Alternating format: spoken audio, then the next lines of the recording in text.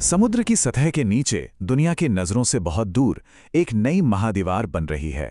पर ये ईंट और पत्थर की नहीं, बल्कि सबसे एडवांस तकनीक और एक बहुत बड़ी रणनीतिक सोच से बनी है। तो आइए समझने की कोशिश करते हैं कि चीन की ये पनडुब्बी महादीवार असल में है क्या और पूरी दुनिया के लिए इसके क्या मायने हैं। तो सवाल ये है कि ये सब इतना ज़रूरी क्यों है। जैसा कि ये एक्सपर्ट साफ साफ कह रही हैं, चीन सिर्फ नई पनडुब्बियां नहीं बना रहा, वो एक ऐसे भविष्य की तैयारी कर रहा है जहां समंदर के नीचे की लड़ाई ही शायद सब कुछ तय करेगी। और ये एक ऐसा रणनीतिक बदलाव है जो आने वाले किसी भी संघर्ष का चेहरा पूरी तरह से बदल सकता है। तो ये सब हो कैसे रहा है? कहानी शुरू होती है एक रहस्यमयी जहाज से। कहने को तो ये वैज्ञानिक रिसर्च कर रहा है, लेकिन कई एक्सपर्ट्स का मानना है कि इसका असली मिशन कुछ और ही है। नाम है इसका डोंगफंग होंग 3।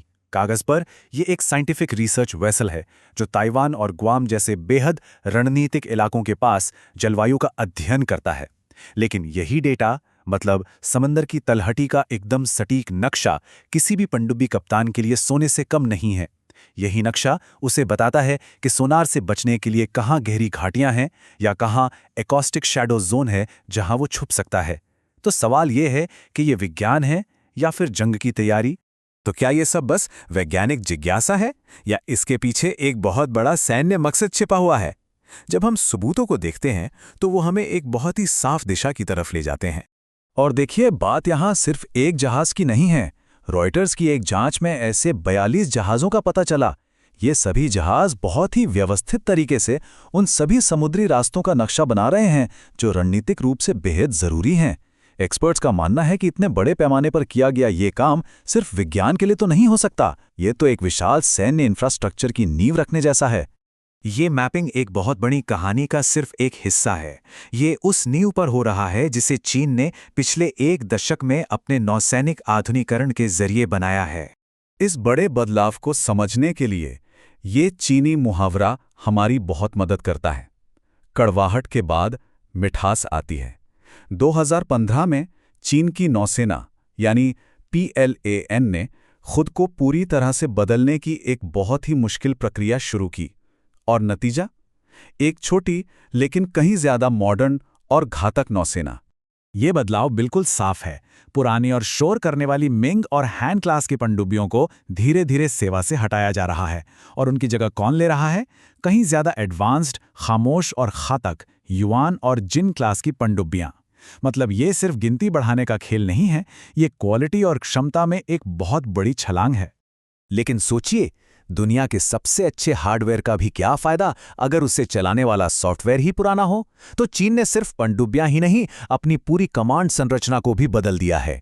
इन नई पनडुब्बियों को सही तरीके से चलाने के लिए चीन ने अपनी सेना के दिमाग को भी अपग्रेड किया है। उसने एक नया कमांड सिस्टम बनाया है जिसका सिर्फ एक ही लक्ष्य है, एक ऐसी फोर्स बनाना जो मिलकर लड़ सके। ये है वो नई संरचना। जो पुराने अलग थलग काम करने वाले कमांड सिस्टम थे, उन्हें खत्म कर दिया गया है। अब थिएटर कमांड नाम के नए क्षेत्रीय केंद्र सेना, नौसेना और वायुसेना सबको सीधे कंट्रोल करते हैं। इसका मतलब यह है कि वो एक टीम की तरह रियल टाइम में एक साथ काम कर सकते हैं। तो असल में ये काम कैसे करता है?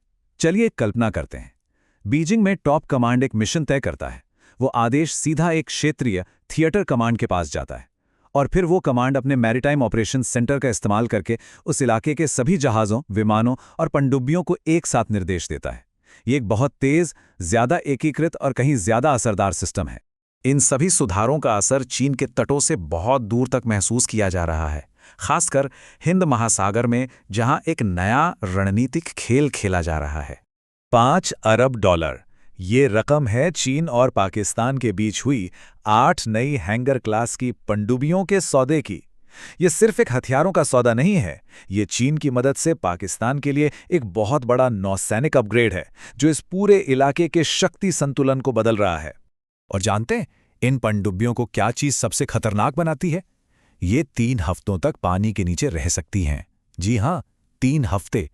ये एयर इंडिपेंडेंट प्रोपल्शन यानी AIP तकनीक की वजह से मुमकिन है, जो उन्हें पारंपरिक पनडुब्बियों से कहीं ज्यादा खामोश और घातक बना देती हैं, लगभग एक छोटी परमाणु पनडुब्बी की तरह। और उनकी मारक क्षमता ये पनडुब्बियां 450 किलोमीटर की रेंज वाली परमाणु सक्षम बाबर 3 क्रूज मिसाइलें भी ले जा सकती हैं। ये एक ऐसी क्षमता है जो इस इलाके के रणनीतिक समीकरण को पूरी तरह से बदल देती है। पर यह कहानी सिर्फ पनडुब्बियों के बारे में नहीं है। चीन बंदरगाहों और अड्डों का एक पूरा नेटवर्क भी बना रहा है। पाकिस्तान के ग्वादर से लेकर बांग्लादेश के चिटगांव और श्रीलंका के हम्बनटोटा तक बीजिंग एक खतरे का त्रिकोण तैयार कर रहा है। ये उसे हिंद महासागर में अपनी नौसेना को बनाए रखने और अपनी ताकत दिखाने की क्षमता देता है।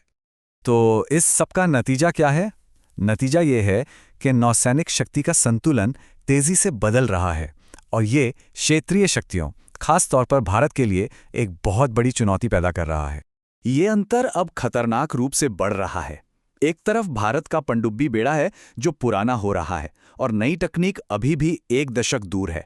वहीं दूसरी तरफ चीन न सिर्फ अपना बेड़ा आधुनिक बना रहा है बल्कि पाकिस्तान को भी अत्याधुनिक AIP पनडुब्बियां दे रहा है।